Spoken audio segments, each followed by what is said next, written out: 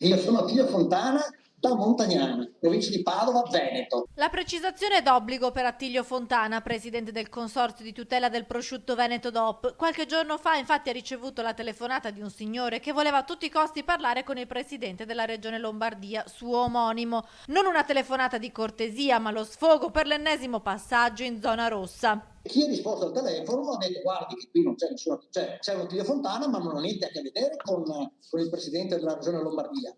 È pure un presidente, nel senso che sono presidente del consorzio di tutela del prosciutto Veneto, ma non ho niente a che fare con il presidente della regione Lombardia. E il signore al telefono continuava a dire ma io ho visto su Google che lei è presidente, quindi è lei, quindi è lei, cioè, quindi non me lo volete passare. Certo, Attilio Fontana di Montagnana è presidente, ma non è a capo della regione Lombardia. Difficile però farlo accettare alla persona dall'altra parte della cornetta. E ha spiegato anche il motivo della chiamata, che voleva insultare il presidente della regione Lombardia per aver portato la regione in zona rossa.